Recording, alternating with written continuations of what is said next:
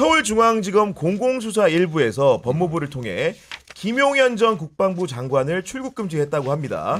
경찰의 우정수 국가수사본부장도 행안위에 출석을 해서 김용현 전 장관의 출국 금지 조치를 지시했다고 밝혔는데 이 얘기는 기본적으로 김용현 전 장관이 내란죄의 주범이라는 표시를 읽지 않겠습니까? 뭐 내란죄라고 정확하게 하지는 않았지만 오늘 이제 박선원 의원이 예전에 이제 국정원 출신이죠.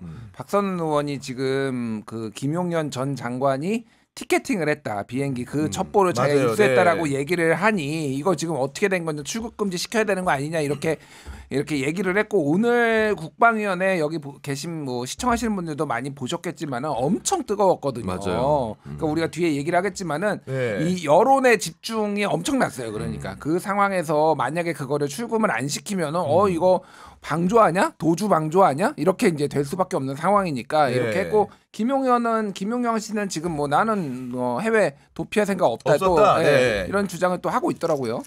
김용현 전 장관이 중요한 이유는 윤석열 대통령에게 비상계엄을 건의한 사람으로 알려져 있지 않습니까? 그리고 오늘 국방위에 원래 현안 질의차 출석을 해야 되는데 출석 직전에 기습적으로 면직 처리해버렸어요. 아니 근데 비상계엄이라는 거는 국방부 장관, 이제 행안부 장관이 건의를 해서 이제 계엄법에 따르면 대통령이 이제 헌법상 권한을 행사하는 건데 그 요건에 하나도 맞지 않거든요. 전시사변, 뭐 중대한 상황 다 안 맞아요. 근데 여기에 대해서 윤석열 전 이제 대통령자 거의 붙이기가 좀 싫은데 안 붙여도 돼요. 그자가 그 계엄을 딱 선포하는 거에 대해서는 군인들이 들어와서 국회를 유리를 부수고 들어갔잖아요. 저는 반란 수계로 규정합니다. 그래서 이 반란 수계가 지금 또 다른 뭐 사표를 받고 새로운 국방부 장관을 임명하고 여러 가지 지금 국정 운영을 하고 있는데 그 자체가 용인될 수 없는 반헌법적 상황입니다. 이걸 바로잡기 위해서 지금 국회에서 이제 이 반란 수계에 대한 대통령 자격이 없기 때문에 이제는 탄핵 소추를 할 수밖에 없는 상황이거든요. 저는 그래서 토요일 날 표결을 한다 그러면 이 목금 이 이틀이 저는 대한민국의 명운을 가르는 시간이다. 이게 지금 많은 분들이 지금 끝났다라고 사태가 정리됐다고 생각을 하시는데 전혀 아니고요. 여기서 그 반란 수계의 헌법상 권한 행사, 합법적 권한 행사에서 손을 떼게 만들지를 못한다면은요. 앞으로 엄청난 피해를 우리 사회가 겪어야 될 겁니다. 저는 이거를 매우 중요하게 저는 지금 바라보고 있고 많은 분들께서도 이 심각성을 좀 아셔야 된다 생각합니다. 결국은 사실관계를 차곡차곡 쌓아가는 과정도 필요한 것인데 아까 김준일 평론가 얘기해 주신 대로 오늘 국방위 그 현안 질의에서 많은 얘기들이 나왔습니다. 근데 누구 하나 다 자기 얘기를 하는 법은 없고 다들 지표가 가리키는 제표가 김용현 전 장관이에요. 오늘 보면 김선호 국방부 장관 직무대행 차관이시죠. 이분이 현안 질의에서 계엄에 군병력이 동원되는 것에 대해 반대했다. 이렇게 말했고요. 그럼 누가 투입지를 내렸냐? 김용현 전 국방부 장관이다. 그러니까 이렇게 얘기했습니다. 그러니까 김용현이 이거를 거의 주도했던 거는 부인할 수 없어. 여러 가지 지금 나온 정황들 뭐 이런 거를 봤을 때 다만 오늘 이제 나왔던 선수들이 뭐 박안수 육군 참모총장이라든지 뭐 이제 국방부 차관이라든지 이런 사람들이 정말로 오늘 다 진실만 얘기했을까? 나는 반대했다, 나는 몰랐다. 이것들이 다 사실일까는 결국은 수사를 통해서만 확인이 될 수 있어요. 오늘 저는 동아일보 기사가 굉장히 재밌게 흥미롭게 읽었습니다. 그 동아일보에 뭐가 있었냐면은 도대체 그날 계엄령 선포된 날 군에서는 무슨 일이 있었나 요거가 지금 이거였거든요. 김용현이 쉽게 얘기를 하면은 김용현 국방부 장관이 지금 이번에 이제 군대를 움직였던 데가 특전사랑 이제 수방사랑 그리고 이제 뭐 육군 참모총장이든 박안수 요 사람들은 밖에서 있었고 나머지는 다 합참 그 벙커로 다 불렀다라는 거예요. 그래서 50명 정도가 지금 장성들이 다 앉아가지고 전부 다 두리번 거리면서 이거 무슨 일이냐, 무슨 상황이냐 얘기를 하면서 TV만 보고 있었다고 하고 김용현이 매우 분주하게 대통령실에 보고도 하고 지시도 하고 뭐 반말을 섞어가면서 하고 이랬다라는 거예요. 저는 이걸 보면서 무슨 생각이 들었냐면은 딱 12.12 쿠데타가 딱 생각이 났어요. 12.12 쿠데타에 뭐가 있었냐면은 전두환이 딱 본인이 이제 보안사령관 전두환이 움직이려고 할 때 본인의 하나회 출신들이 어디 딱딱 박혀 있는지 알고 걔들한테는 다 준비시켜 놓고 그리고 본인이 말 안 듣는 사람들 쫙 있잖아요. 맞아요. 이제 정우성 씨가 뭐 분도하고 여기 나왔잖아요. 이 사람들은 파티를 열어요. 그래가지고 전 장군이 여기 오실 테니까 여기서 대기하고 계시라라고 해서 이 사람들을 묶어놔요. 맞아요. 지금 합참 의장부터 해가지고 군 장성도 50명을 김용현이가 다 묶어놓은 거예요 지금. 그렇죠. 아무것도 못하게. 아무것도 못하게 네. 묶어놓고 하다가 마지막에 이제 이게 상황이 우리의 현명한 국민들과 이런 분들이 이제 이거 국회의원들 보좌진들이 막아서니까 결국은 네. 수고했다. 중과부적이었다. 이게 한겨레 단독 보도로 나왔잖아요. 맞아요. 중과부적이라는 거는 우리가 수가 적어가지고 적을 당해내지 네. 못했다라는 거예요. 국회랑 국민이 적이었습니다. 그러니까 네. 이거는 완전한 12.12 쿠데타의 재판이다. 네. 재현이다라고 보여. 그러니까 김용현이 한 거는 맞아요. 김용현이 한 거는 맞는데 김선호 지금 차관이 몰랐을지에 대해서는 이거는 캐스천 마크다. 네, 이거는 수사를 해봐야 돼요. 그러니까. 아니 왜냐면 계엄사령관이었던 박한수 육군참모총장 같은 경우에도 군병력을 투입하는 상황들을 자기 몰랐다고 주장을 하더라고요. 무슨 얘기냐면은 예하부대 이동은 김용현 장관이 시킨 거다. 나는 이후에 계엄사령관이 되고 나서 사태를 알았던 것이지 이런 식으로 책임 떠밀기를 계속 하는데 저는 그 박한수 지금 육참 총장이죠. 네. 계엄 사령관인데 이분한테 그러면 책임 떠넘기지 말고요. 계엄령 때 포고령 그럼 왜 발표했어요? 그 밑에 대장 박완수 써 있던데. 본인 그렇죠. 명의로. 포고령에. 네. 그럼 자기 문서 이 정부는 다 안 읽어보고 사인하는 게 유행입니까? 다 모르고 사인하고 나중에 번복하고 내 책임 아니다 남에게 전가하면 다 해결됩니까? 정말 저질이에요 진짜. 어떻게 책임지는 사람이 하나도 없습니까 이렇게? 얼핏 봤다 뭐 이런 얘기. 저는 너무 정말 군인이라고 할 수 없는 너무 그 비겁함에 좀 네. 피가 거꾸로 솟는 입장이고 전 이 계엄에 대해서도 처음에 이거 제가 문제제기 저 강력하게 했거든요. 저를 뭐라 그랬냐면 야 시대가 언젠데 군이 뭐 움직이냐부터 해가지고 그랬어. 저를 음모론자로 네, 몰아갔어요. 죄송합니다. 네. 근데 저는 네. 이걸 음모론에서 하는 분들 전 정말 책임져야 된다고 보고요.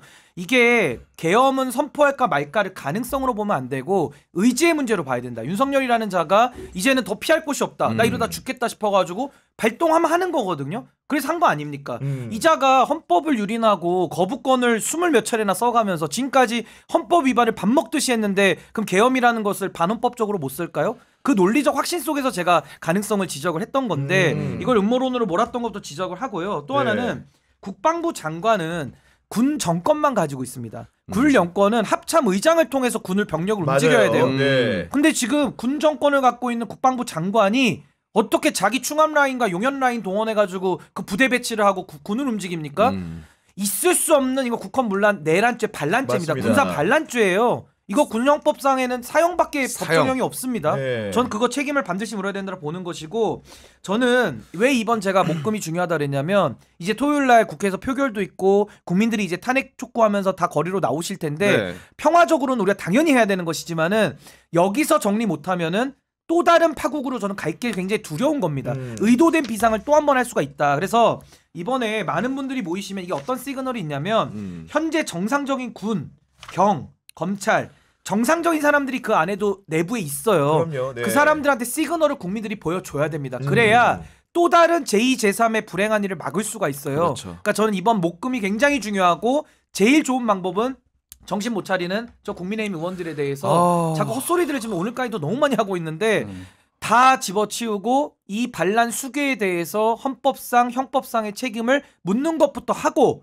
그 다음에 개헌이 나오든 책임 총리가 나오든 뭐 다른 얘기가 나와야 되는데 지금 네. 순서가 다 바뀌고 있거든요. 전 이번 목금이 가장 중요하다. 네. 저렇게 봅니다. 저 근데 슈퍼챗이 지금 들어와서 네. 서울 소개 바르셀로나님이 부탁드립니다. 네. 우리 목요일 팀을 또 응원해 주시면서 지금 슈퍼챗 보내주셨습니다. 신 변호사님, 구 기자님, 산이사님, 곽수사님 그리고 김준희 평론가님은 96학번이라면서 응원한다고 또 이야기를 해주셨어요. 아, 예. 네. 저는 93 학번이고요. 이번에 우리 해외에 계신 우리 교민들도 얼마나 불안하셨겠습니까? 그럼요. 고국의 사정을 접하면서. 그러니까 저는 그러니까 뭐 우리가 또 다 얘기를 하겠지만은 이번에 진짜 무정부 상태라고 지금 보고 있고 완전히 이제 국격이 떨어졌는데 진짜 제가 황당했던 거가 이제 두 가지 포인트가 있는데 12월 2일 그 계엄 하루 전날에 대통령이 민생경제 맞아. 예. 뭐 토론회 그거 한다고 하반기 처음이었거든요. 그래가지고 충남 공주를 갔어요. 네. 그래서 그날 라디오 부스에 또 앉았어요. DJ. 예, 네. DJ가 돼가지고 열심히 하겠습니다. 여러분 저 믿으시죠? 이렇게 얘기한 다음에 다음날 계엄을 했어. 여러분 저 믿으시죠? 계엄입니다. 네, 그리고 이게 뭡니까? 다 처단하겠습니다. 이거를 이렇게 이거 하나랑 이거 한 포인트랑. 그리고 또 하나는 12월 3일 개엄 당일날 오전에 무슨 일이 있었냐면은 키르기스스탄 대통령이 방한을 맞아요. 했어요. 네. 그래서 포괄적 동반자 관계를 격상을 했다라고 했는데 그 대통령이 키르기스스탄 대통령이 한국에 있었어요 그날. 그날 안 가고 밤에 있었어요 한국에. 계엄 당일에 외국 정상이 한국에 있는데 계엄을 발표한 거예요. 그래서 국회 공수부대를 투입을 한 이거는 겁니다. 정말 충격적입니다. 그러니까 미친 짓이에요. 네. 제가 보기에는 지금 태국에서는 한국 돈 안 바꿔주고 있어요. 환전이 안 되고 있고요. 그래요? 지금 지금 여행 환전이 금지국으로도 되고 여행 있다. 금지국으로 지금 중국가 가고 지금 네. 미국 주한 미국 대사관은 지금 비자 발급 업무 중단해 버렸고요. 지금 뭐 원래 오기로 했던 스웨덴 총리 안 오기 지금 못 온다고 영구 이제 무한 연기했죠. 지금 이시다 시게로 지금 총리도 원래 방한 얘기가 있었는데 그거 싹 들어갔죠. 지금 미국에서 빡쳐가지고 지금 난리가 났습니다. 제가 유일하게 지금 안도의 한숨을 쉬는 게 있어요. 사실은 이재명 대표랑 조국 대표가 전쟁이 일어날 수 있다 이렇게 얘기를 했잖아요. 네. 근데 다행히 전시작전권이 미국에 있습니다. 내가 우리한테 살다 작전권이 없어가지고 안도를 하게 되는 날이 올 줄이야. 저는 사실 전작권도 이 정도 우리나라 공력이면은 가져와야 되지 않느냐 네. 그런 얘기했었던 사람이거든요. 미국에 두자 그냥 차라리 윤석열 같은 사람이 있을 거면은. 아니 근데 계엄이라는 것은 우리가 정말 상상도 못한 있을 그렇죠. 수 없는 하나의 결과값입니다. 네. 근데 결과값이 오기까지 그 전에도 전조 증상은 다 있었거든요.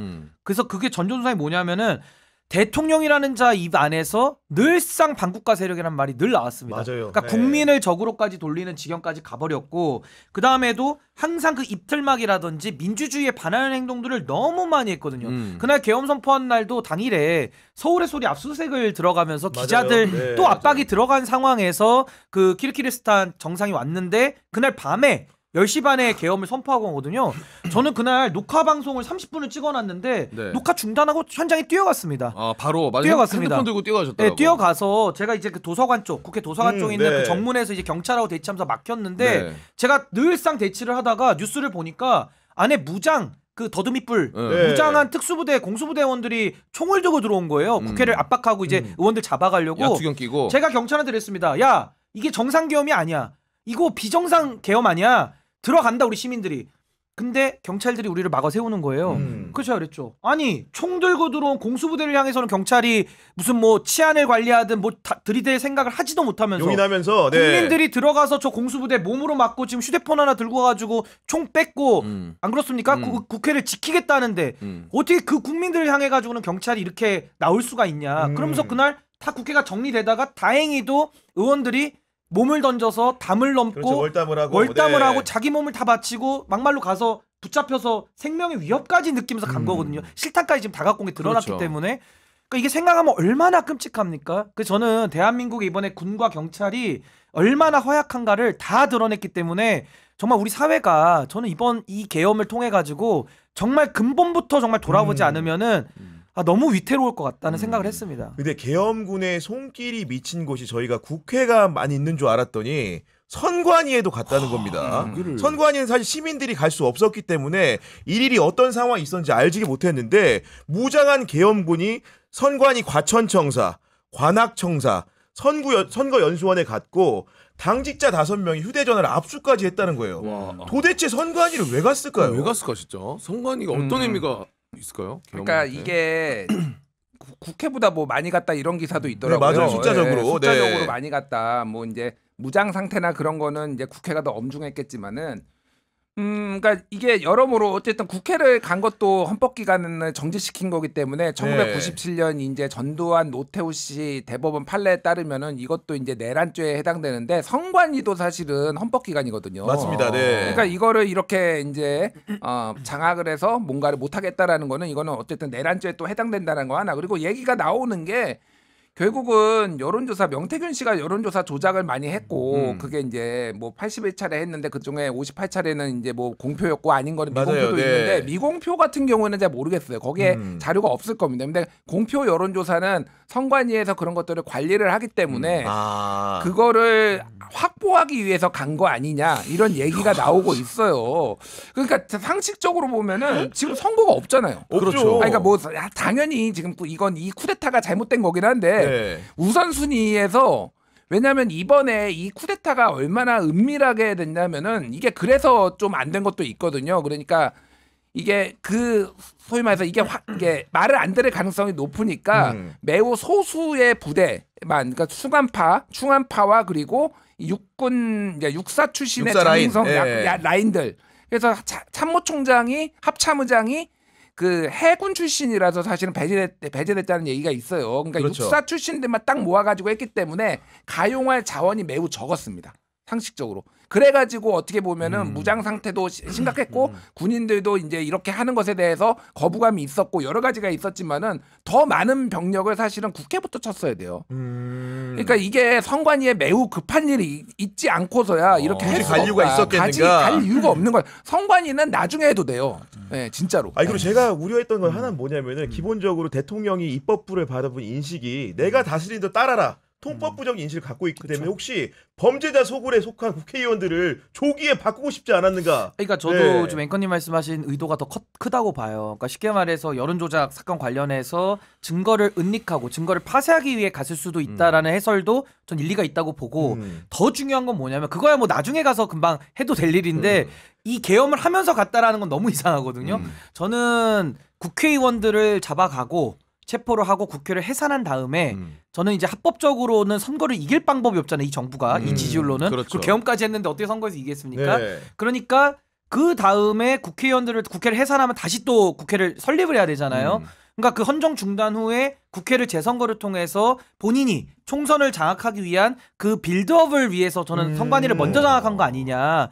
그렇게 생각하면 거의 끔찍하죠. 아니 완전 독재 커리큘럼. 그래서 저는 아니에요, 그게? 윤석열의 꿈이 이제 총통의 시대가 열리려고 했던 거 아니냐. 그래서 저는 영구집권을 꿈꾸면서 선관위도 바로 장악에 들어가고 국회의원들은 먼저 이제 잡아 넣으면 네. 일단 입법부가 마비가 되니까 거기에 대한 후속 조치 차원에서 전 선제적으로 좀 선관위에 먼저 들어간 거 아니냐라는 생각도 좀 해봤습니다. 결국은 저희가 이런 사정들을 종합해 보면 형법상의 내란이나 군형법상의 반란죄의 구성 요건에 속한다는 생각이 들게 되는데 그러다 보니까 야 6당이 빠르게 합의적으로 내놨습니다. 윤석열 대통령 탄핵소추안을 오늘 오전 0시 48분쯤 접수하고 본회의에 보고가 됐는데 결국은 이제 주된 탄핵 사유는 비상계엄 선포에 초점이 맞춰져 있는 상황이고 과연 근데 우리 국민들은 이 탄핵소추안이 결과가 어떻게 지어질 것인가 이런 생각들 하고 계시거든요.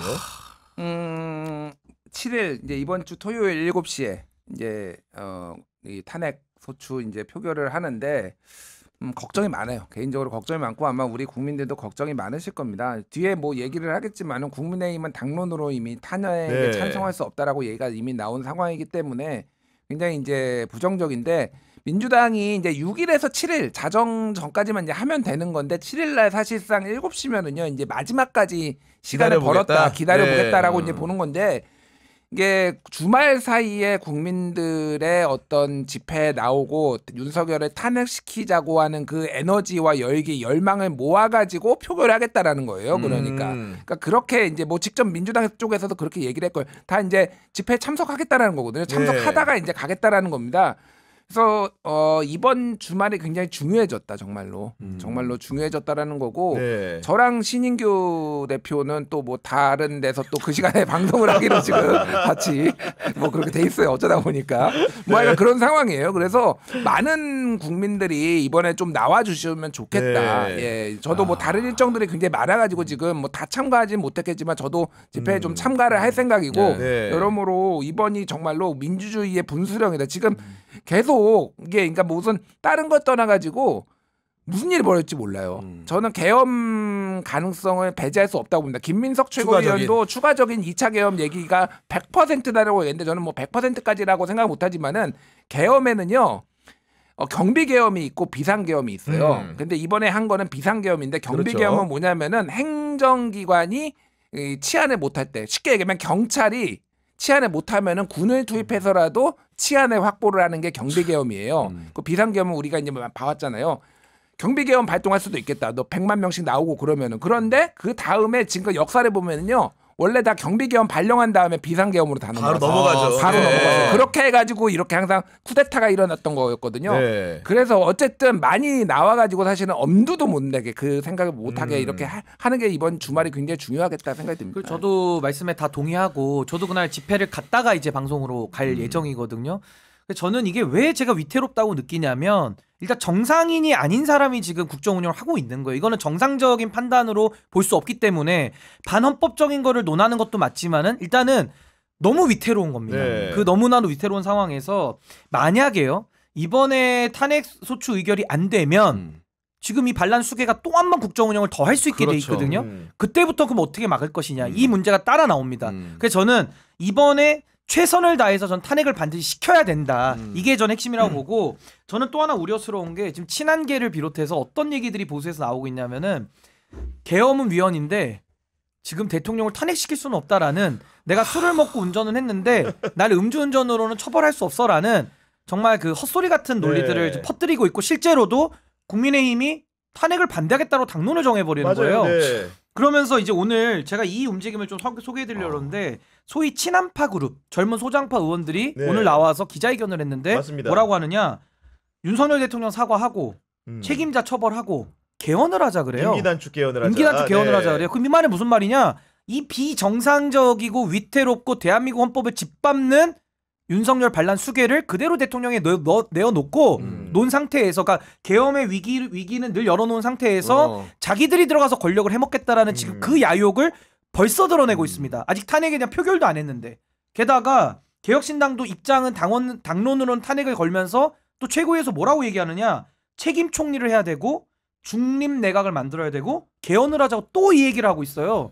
그러니까 이게 국민의힘에서는 탄핵 반대하면서 저렇게 가니까 그냥 차라리 일관되게 국민들한테 욕을 먹어야 되는데 개혁신당 입장에서는 앞에서는 탄핵을 당론으로 걸고 뒤에서는 지금 똑같은 친한계랑 얘기를 같이 하고 있거든요. 이건 거의 화전양면 전술 아니냐. 앞에서는 탄핵 얘기하고 네. 뒤에서는 지금 협상을 하는. 그래서 저는 이렇게 가면요. 이번에 탄핵 못 시키잖아요. 그다음부터 갈수록 경비개헌과 비상개헌의 위험도 있지만은 전국이 완전한 혼란으로 빠질 겁니다. 완전한 혼란을 빠지면서 완벽한 교착 상황에서 제가 더 우려하는 부분은 정치적 기회주의자들이 윤석열을 볼모 삼아서 또 한 번 자기들이 그렇지. 권력을 해먹으려고 맞아. 덤빌 수가 있어요. 벌써부터 발톱을 드러냈기 때문에 네. 저는 국민들께서 이 위험성을 좀 아시고 이번 목금을 통해서 반드시 저는 우리 국민들의 주권자됨을 전 네. 알려줘야 된다. 저는 그렇게 요 생각합니다. 신인규 대표 말에 되게 공감하는 게 뭐냐면 지금 계엄 이후에 대통령이 국민에 대해서 제대로 된 사과조차도 아예 안 했어요. 심지어 보도가 나오는 거는 아니 뭐 이거는 민주당이 민주당 하도 독보야. 뭐 독주하니까 조금 경고 네. 차원에서 한 거다 이런 얘기만 나오고 그것도 심지어 직접 얘기도 아니고 흘러나오는 걸로 계속 대체가 되고 있단 말이에요. 네. 아니 그냥 실패해서 끝난 게 아니라 지금 경제뿐만 아니라 다 얘가 외교도 그렇고 경제 폭망. 다 무너졌어요. 저 3전 전날에 들어갔습니다. 저 지금 열이 많이 받아 있어요. 눈이 빨개 지금. 저 지금 많이 들어갔어요 심지어. 아닙니다. 예. 하여튼 이거 네. 말씀하신 것처럼 계엄의 문을 아직 열어놓고 있는 아주 위험한 상황이다. 그러니까 사과 제가 한마디 말씀드린 게 없이. 뭐냐면 헌법을 짓밟고 반란죄와 내란죄의 수괴인데 어떻게 임기를 아니 조금 어떻게 하게 해주자 임기를 이거지. 죽이면서 그 네. 대통령을 식물 만들고 자기들이 하겠다라는 얘기를 어떻게 벌써 얘기를 하냐고요. 정리도 안 됐는데 국민들이요. 그날도 솔직하게 얘기할게요. 그날 친한계 의원들이 들어와서 계엄을 막았습니까? 물론 일부 11명이 와서 했죠. 근데 그 사람들은 계엄인 걸 인정하고 위헌인 걸 얘기하면서 탄핵은 안 해. 그러니까 이건 이게 이율배반이고 개혁신당도 네. 이준석 의원 담 넘어서 들어왔습니까? 안 들어왔어요. 앞에서 소리만 쳤거든요. 몸을 던지진 않고 들어와서 국민들이 다 막았는데 이제 와가지고 정리되고 1차 기업 맞고 나니까 대통령 다 손 띄시고 저 골방에 가 계시고 나머지 우리가 인수해서 정리합니다. 이거는 국민에 대해서 정말 할 짓이 아니지 않습니까? 근데 이런 부분들까지 제가 지금 더 강조할 수는 없지만은 요지는 국민들께서 들고 일어나셔서 이번에 이 탄핵에 대해서만큼은 반드시 정리를 해야 된다. 안 하면 네. 더 복잡한 상황에 소용돌이에 빠진다. 물론 김재섭 의원을 비롯한 국민의힘 소장파 의원 5명 아까 말해주신 분들이 그 임기단축 개헌과 별개로 탄핵에 대한 입장을 기자들이 묻자 아직 정해진 바가 없다라고 말은 하긴 했기 때문에 여지가 열려 있지만 여하간 지금 국민의힘 상황만 비춰보면 192석에 8석이 더 필요한 상황이기 때문에 협조가 없다면 탄핵하는 표결이 통과가 안 되는 거잖아요. 어떻게 될지 솔직히 잘 모르겠어요. 저도 이제 국민의힘에 아는 분들이나 좀 이렇게 물어보면은 저는 탄핵이 안 될 가능성이 조금 더 높다고 봅니다. 개인적으로. 예. 개인적으로 뭐 근데 이제 지난번에 김건희 특검에서 이탈표가 4표라고 그랬잖아요. 네. 근데 실질적으로 이거는 국민의힘 108명 중에 몇 명이 이탈하느냐도 중요하지만은 사실은 카운팅을 해야 되는 거는 찬성은 몇 명이 던지느냐예요. 그렇죠. 근데 네. 지난번에 김건희 특검 194명이 찬성했거든요. 사실상 이탈표는 2표였던 거예요. 그렇죠. 예. 네. 192명에 이제 2명만 한 거고 무효표, 기권표가 다 더해가지고 이탈표라고 한 거잖아요. 이번에 저는 무효표와 기권표가 꽤 많이 나올 것 같아요. 그러니까 지금 상황은 그런데 당론으로 지금 탄핵을 반대하고 국민의힘이 반대하고 있기 때문에 이거를 찬성까지 던지는 것에 대한 부담감이 상당할 거다. 네. 옛날에 이재명 대표 그 이제 체포동의안 그때 투표에서도 꽤 많은 그 무효표들이 막 처음에 나왔거든요. 그러다가 이제 나중에 이제 통과가 됐는데 약간 그런 방식으로 갈 것 같아요. 그래서 저는 한 197, 198 정도 찬성이 나올 것 같고 약간 모자랄 것 같은데 이 제 예측이 제발 틀리기를 네. 바랍니다. 진짜로. 예, 어떻게 예. 썩어 빠질 수가 있지 국민의힘은? 아니 어떻게 내란의 모습을 다 전 국민이 지켜봤고 심지어 가서 몸으로 막았거든요. 저도 그날 현장에 가 있지만 맞아요. 네. 저는 부끄러워 들어가지도 못했어요. 근데 그 안에 정말 들어가서까지 하신 분들이 많은데 어떻게 그 내란의 혐의를 눈으로 본 이건 현행범인데 그리고 우리 헌법에도 대통령도 내란 또는 외환의 경우에는 불소추 특권 바로 기소해서 깜빵 보낼 수 있게 돼 있거든요. 네. 근데 어떻게 이거를 정당화할 수가 있죠? 그러니까. 그리고 그걸 어떻게 탄핵해서 자기들이 막죠? 그 권한을 국민들이 위임한 게 본인들에게 준 겁니까? 국민들을 위해서 쓰라고 준 거 아닙니까? 지역 구민들이 표를 줄 때 국민을 위해서 쓰라고 준 걸 가지고 본인들이 권력을 앞으로 못 해먹을 게 걱정이 돼서 이걸 두둔하고 감싼다? 저는 정치할 자격이 없다고 봅니다. 결국은 이런 국민의힘의 당론 결정의 핵심적인 위치에는 한동훈 대표가 있다고 할 수밖에 없을 것 같고 한동훈 대표가 분명히 비상계엄이 위헌적이라고 공표했음에도 불구하고 탄핵은 안 된다라는 모순적 인식을 보여준 데 대해서 많은 국민들이 공감을 못 하고 있는 거 아니겠습니까? 뭐 아까 신윤규 대표가 이제 잘 설명을 했는데, 근데 반헌법적이다. 어쨌든 그 계엄이 이제 발동된 날, 한동훈 대표가 보여준 어떤 행동들에 대해서는 저는 이제 박수를 쳤어요, 진짜로. 네. 굉장히 잘했다. 그런데 그날 받았던 지지와 박수를 지금 다 까먹고 있구나. 그 생각이 듭니다. 근데 이제 한동훈 측에서 이제 얘기하는 것과 이런 거를 이제 제 입장이 아니라 이제 전달만 드리면은 한동훈이 너무 소수파라는 거예요, 지금. 그래서 당내 입지가 당내 입지가 너무 소수파하기 때문에 사실은 이게 당론이다라고 입으로 얘기를 한 거는 추경호예요. 맞아요. 네. 예, 그러니까 원래 원내 전략은 원내대표한테 있는 것도 맞고, 근데 만약에 한동훈이 정말로 이거가 문제가 있다라고 하면은 당론은 없다라고 말을 꺼내야 되는 거예요. 최소한 그러니까 찬성합시다라고 하는 거를 보수 정당에서 하기 어려운 것까지는 이해를 하더라도, 인정을 예. 하는데 자유 투표해야 됩니다. 이거는 당론으로 할 문제가 아닙니다를 당 대표가 얘기를 해야 되고, 사실 추경호는 지금 궁지에 몰렸거든요. 그렇죠. 근데 5번 장소 바꾸면서 굉장히 혼선을 주고. 혼선을 네. 주고 지금 뭐 국회 윤리위에 지금 제소도 맞아요. 당했고요. 네. 지금 여러 가지 정황들이 있는데 여의도 국힘에서 나온 얘기예요. 네. 추경호는 한동훈이 체포되는 거를 알았을 가능성, 체포조가 투입됐던 거를 알았을 가능성이 상당히 높다라는 얘기들 국힘 관계자로부터 제가 들었어요. 그래가지고 원내대표실에 사실상 꽁꽁 숨어 있었던 거예요. 그러니까 지금 한동훈은 체포조가 나를 왔다라는 거에 큰 충격을 받아요. 진짜로 실제로. 정말 그럴 것 같아요. 예. 그러니까 이게 말이 안 되잖아요. 그러니까 야당 대표가 다 말이 안 되지만은 야당 대표를 체포하는 거는 본인이 얘기했듯이 뭐 무슨 그래요. 4조 예. 1천억 원 깎고 뭐 이런 거잖아요. 그러니까 이게 논리라도 있어요. 그 논리라는 게 이제 윤석열만의 논리가 있잖아요. 근데 한동훈을 체포를 한다라는 거는 이거는 한동훈 입장에서는 이거는 자기를 적으로 봤다라는 거잖아요. 완벽하게. 그렇죠. 예. 그러니까 정권이 그래서 윤석열한테 어제 따져 물었다라는 거 아니에요. 그러니까 뭐 포고령에 그렇게 정치 활동을 금지돼 있으니까 갔겠지 뭐. 또 윤석열이 이렇게 얘기해.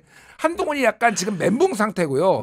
뭔가를 본인이 지금 그 친한계나 이쪽에 약간 궁지에 오히려 지금 약간 소수파라는 거예요. 그래서 그런 행동을 한다라고 친한계 쪽에서 얘기를 해줬는데, 그럼에도 불구하고 이거는 소신 투표를 해라.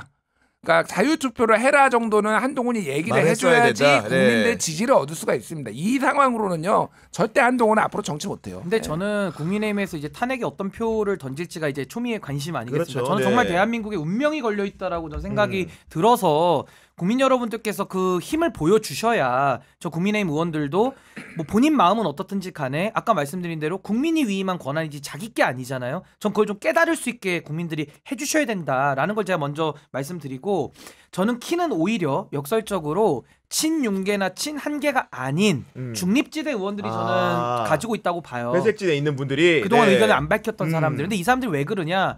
그동안에 타 특검이라는 것은 이분들이 그냥 막연하게 생각하는 거예요. 아 막연하게 이번에 또 한번 맞고 뭐 그다음에 당이 또 회복이 되면 또 그때 가서 한번 또 해봐야겠다. 이런 식으로 단계론적으로 사고를 하면서 아 요번 거 맞고 다음 거 맞고 이제 이렇게 온 건데 거기도 균열이 일어납니다. 필리버스터를 하다가 두 번째부터는 안 하고 조금씩 무너지고 있었는데 전 이번에 이 비상계엄은 이성과 합리를 넘어선 거의 이거는 반어법적이지만은 네. 과연 이거는 용납할 수 없는 일이거든요. 그럼 저는 그 중립지대 의원들은 어떻게 생각하느냐? 지금 이 상황에서도 친윤계와 보조를 같이 하면 망했다라는 거 판단을 이미 했을 거고요. 그분들에게 중요한 판단은 뭐냐면 한동훈의 리더십의 한계를 느낀 겁니다. 이분들이. 그렇기 때문에 이 상황에서 한동훈을 지금 그 믿고 따를 수가 없으니까 똘똘 뭉칠 이유가 없는 거예요. 그렇다면 이분들은 더 이상 이제 정치에 대해서 앞으로 뭐 어떤 누구 주자를 통해서 한 번 더 해보겠다 이런 좀 희망들이 좀 사라지지 않을까. 그러면서 오히려 이분들이 각자 도생에 각각의 판단을 좀 할 수가 있다. 그래서 네. 유심히 제가 뭐 실명은 얘기 안 합니다. 그분들 영향받을까 봐 얘기는 안 하지만 유심히 보시면 친한계가 아닌데 계엄 해제에 대해서는 찬성하신 의원들이 있어요. 그게 중립지대거든요. 네. 저는 그분들을 좀 주목을 합니다. 그리고 저는 정말 이 방송 보신다면 나라를 생각하시는 분들이고 정말 국가와 또 양심에 맞는 합당한 판단을 하신다면은 네. 내란 수계를 놔둘 수 없는 거예요. 저는 그분들이 오히려 무기명 투표를 이용해서 전 소신 투표할 가능성도 있다. 저희가 지금 그렇게 한동훈 봅니다. 대표의 모순적 상황 인식을 얘기했는데 이분은 이 사건의 장본인임에도 불구하고 정말로 동떨어진 인식을 보여주는 분이 있죠. 바로 윤석열 대통령인데 오늘 조선일보의 양상훈 주필 칼럼 제목이 정말 이 정도까지인 줄 몰랐다입니다. 네, 그런 상황인데 이 정도까지인 줄 몰랐다. 아니 오늘 오전에 당연히 어제 당 지도부를 만나고 나서 사과 담화가 나오지 않을 거라는 예측을 모두가 했고 언론도 맞아요. 그렇게 썼어요. 네. 근데 돌연 오늘 아침에 그 담화를 안 하기로 했습니다. 어떻게 된 걸까요? 그러니까 정무적으로는 그냥 순수하게 정무적으로는 안 하는 게 나았다. 그 생각이 들어요. 왜 그러냐면은 윤석열이 어제 한동훈 뭐 등등등에서 만나서 뭐 여러 가지 얘기가 이미 언론 보도로 나왔잖아요. 난 잘못한 게 없다. 네. 그리고 뭐 이런 얘기들을 막 했다라는 거 아니에요. 그리고 외신에도 지금 기자회견은 안 하고 입장은 밝히지 않았지만 외신에 지금 로이터나 이런 데다 다 나온 게 일부 무슨 뭐 이런 이게 절차가 잘못됐다라는 지적은 있지만 헌법적 절차를 지키고 우리가 개엄을 한 거다라고 이미 외신에 다 나갔어요. 네. 그러니까 이 정도 수준이 만약에 오늘 만약에 했는데 오전에 얘기했다고 한다면 윤석열이 얘기를 했다라면은 네. 이거는 탄핵을 가속화하는 거죠. 그러니까 제가 보기에는 이거를 하겠다라고 윤석열이 생각했을 수도 있고 아니면 해야 된다라는 얘기가 처음에 나왔는데 윤석열이 말하는 꼰세나 뭐 이런 상황을 보니까 그러니까 거치게 얘기가 좆되겠다. 오히려 했다가는 큰일 나겠다. 그래서 참모들이 뜯어 말렸을 가능성이 매우 높아. 이거는 맞을 거예요. 제가 들은 얘기로는 참모들이 뜯어 말렸다. 오히려 예를 들면은 야 나봐 이거 그렇게 잘못된 거야 이게? 됐어 나 나가서 얘기할게. 설명드려 볼게 내가 한번. 네. 내가 왜 이게 그 이게 잘못이 아닌 건지 내가 진짜 한번 설득해 볼게. 네. 이런 느낌은 그러니까 하지 마십시오. 제발 하지 마십시오. 아니 그런 것도 있을 수 있고 다른 정반대의 가능성은 국민의힘이 당론으로 탄핵을 반대하겠다고 하니 야 적어도 내가 물러나지는 않겠구나 또 이런 안도를 하니까 굳이 내가 또 설명해야 돼? 이렇게 했을 수 있는 거 아닙니까 또? 그러니까 저는 내란죄를 저지른 자나 그 내란죄에 대해서 옹호하고 나서는 옹호하면서 오히려 그 죄를 덮어주는 자나 사실 그 덮어주는 사람이 더 나쁜 거거든요. 맞아요. 제가 늘상 말씀드리는 게 주가 조작 범죄 당연히 처단해야죠. 근데 주가 조작 범죄를 처단할 책임과 권한을 가진 검찰이 덮어주는 건 더 나쁜 거거든요. 그러니까 저는 그런 논리에서 사실 윤석열이라는 이 자에 대해서 이제 기대도 없고 국민들은 언제 내려오나만 보고 있어요. 왜냐하면은 당연히 임기 보장되는 게 맞죠. 그게 원칙이죠. 누가 그걸 반대하겠습니까? 그러려 뽑았는데. 근데 대통령이라는 자가 정신 못 차리고 이제는 넘을 수 없는 레드라인까지는 너무 멀리 네. 가버렸잖아요. 그럼 이걸 바로 잡아야죠. 그 바로 잡을 수 있는 누구에게 있습니까? 뭐 사법부에게 있습니까? 아니면 선관위에 있습니까? 뭐 언론에 있습니까? 아니면 저한테 있습니까? 그게 아니잖아요. 국회에서 탄핵 소추를 통해 가지고 본인들이 할 일을 해야 그 다음에 헌법재판소로 가가지고 바로 잡아질 거 아닙니까? 근데 그걸 해야 될 권한과 책임을 가진 사람들이 아직도 대통령한테 그 쓴소리를 못하고 또 관련된 사람들 대통령 만나가지고 뭐 아직은 뭐 하야할 생각이 없다 이런 소리나 듣고 와가지고 이거를 방탄에 본인들이 합류하고 공범이 된다면은 네. 이분들 더 이상 정치해야 될 이유와 목적을 본인 스스로도 못 찾겠지만 국민들은 어떻게 찾습니까? 그러니까 신인규 대표 말이 진짜 맞는 게 어제 사실 지도부나 중진 의원들 가서 만났잖아요. 몇면을 보면 권영세, 김기현, 나경원, 조영 갔잖아요. 그러면 대통령이 잘못된 행동을 했으면 거기에 대해서 뭔가 직원을 하든지 직원을 하고 합리적인 대책을 내놔야 되는데 가서 얘기만 또 듣다 온 겁니까 지금? 조용히 얘기만 듣고 또 윤석열이 59분 떠들었다고 지금 뭐 이렇게 이제 다 얘기했다라는 건데, 그러니까 완전히 그냥 그런 것 같아요. 국힘의원들도 그러니까 윤석열 대통령이 우리가 얘기를 해서 사람들이 얘기를 해서 들을 사람이면은 바뀔 것 같으면, 네. 바뀔 것 같고 그러면은 이 지경까지 안 왔다. 사실은 비상계엄도 가지 않았겠지. 사실 다 너무 잘하는 거야. 윤자라래요. 윤석열이 어떤 사람인지 아니까 또 윤석열이 무슨 얘기하고 있나, 우리 그러면 대응 카드를 만들어야 되니까 그런 상황이었던 것 같아요. 전두환이랑 그래서 똑같네. 아니야, 전두환은 조금 달라. 제가 전두환을 뭐 찬양하고 그런 게 아니라 전두환은 경제 관료 있잖아요. 네. 예를 들면 김종인도 전두환 때도 같이 일했잖아요. 그러니까 자율성을 준 거죠. 자율성을 주고, 그러니까 내가 할 수 있는 것과 못하는 거를 구분을 해가지고 그 구분 능력은 있었어요. 그나마. 경제는 관료들한테 전적으로 맡겼다라는 거예요. 그러니까 저는 윤석열이 그러니까 전두환만큼 그러니까 계획적이고 유능하지 못해서 참 다행이다. 내가 맨날 윤석열의 무능을 꾸짖었는데 윤석열이 계엄마저 무능해서 얼마나 다행인지 모르겠다, 이 그나마. 생각을 해요. 김종인 대표님 듣다 보면 탁지원 씨의 참 다행이야 생각이 날 정도로 오늘 밤에 감사 들어봐야겠다. 아니 근데 하나만. 근데 저는 이게 아까 말씀드린 그 논리의 연장에서 주호영, 나경원, 뭐 권영세 뭐 등등등 이제 가서 만나고 왔다는 거 아닙니까? 네. 전 이분들이 정말 이해가 안 가는 게요. 가서 대통령 설득하면 당연히 안 되죠. 그럼 밥만 먹고 나올 수는 있어요. 그러면 지금의 상황에서 보면 대통령을 설득하고 대통령을 조율하는 게 지금 상황에서 핵심이 아니라 국회로 공이 넘어온 국회의 시간이잖아요. 그렇죠. 근데 본인들이 헌법기관이고 본인들도 심의표결권이 있잖아요. 그럼 그걸 갖다 행사를 해야 되는데, 제가 아직 뭐 탄핵이 뭐 인용 부결 안 나왔으니까 안 이렇게 나왔지만, 뭐 네. 비판을 먼저 하진 않겠습니다만은 이분들이요 더 정치를 하시려면 오늘쯤에는 얘기를 하셔야 돼요. 나 무기명 투표지만 난 개인적으로 탄핵에 찬성하겠다. 입장을 정확하게. 내가 중진이고 내가 가서 대통령 앞에서 말릴 수는 없었다. 하도 말이 많은 인간이니까 말리지는 못할지라도 나는 나에게 주어진 우리 유권자들과의 약속과 내게 주어진 권한과 책임을 다 하겠다. 그게 도리다. 이렇게 나오는 게 정상이에요. 근데 이분들 지금 아무도 입장 안 냈죠? 그걸 앞으로 이제 표결 때 제가 볼 겁니다. 네. 투표에서 만약에 국민의힘의 뜻대로 된다 그러면요, 저는 이제 거의 사람 취급을 하기가 어려울 것 그러니까 같아요. 이렇게 이분들 되면.